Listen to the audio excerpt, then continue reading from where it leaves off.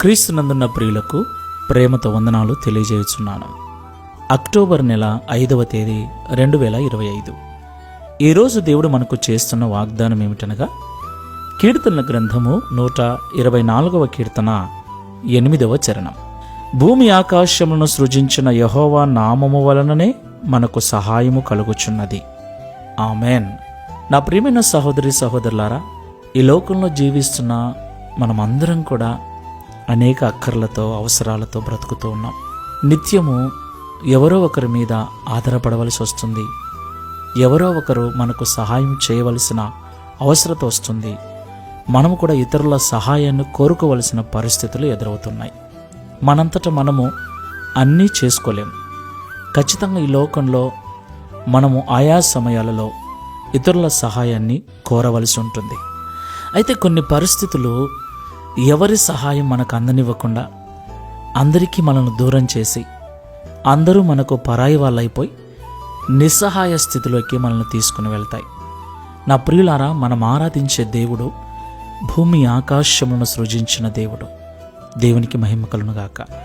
అందులో ఉన్న సమస్తమును మన కొరకు తయారు చేసిన ప్రేమగల దేవుడు. ఈ లోకంలో ఎవరు మనకు సహాయం చేయకపోయినా ఆయన మనకు సహాయము చేసే దేవుడై ఉన్నాడు. దేవునికి మహిమ కలుగునుగాక. అవును ప్రియులారా, ఆయన సృష్టికర్త, మనల్ని కలగజేసినవాడు. మన సాధక బాధకములను ఆయన కంటే అర్థం చేసుకునేవారు ఎవరూ లేరు ఈ లోకంలో.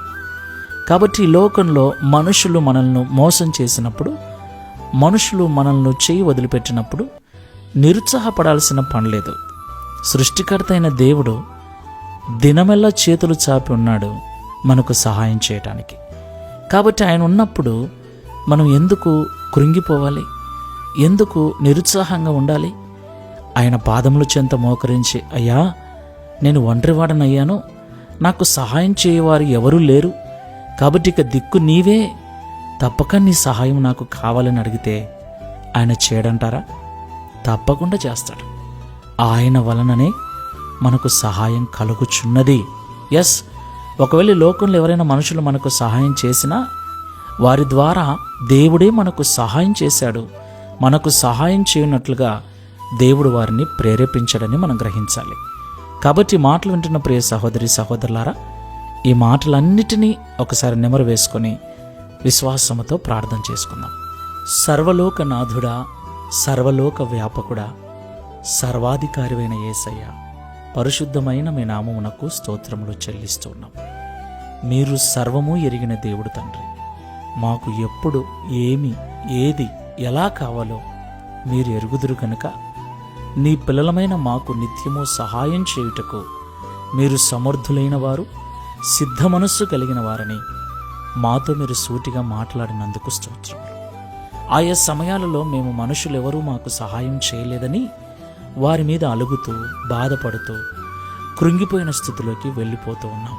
ప్రియ తండ్రి, ఎవరు సహాయం చేయకపోయినా మీరు సహాయం చేసే దేవుడవై ఉన్నారని మాతో మాట్లాడారు. అలాగే ఈ లోకంలో మాకు ఎవరైనా సహాయం చేసినా అది వారి ద్వారా మీరు చేసినదేనని కూడా మాతో మాట్లాడారు.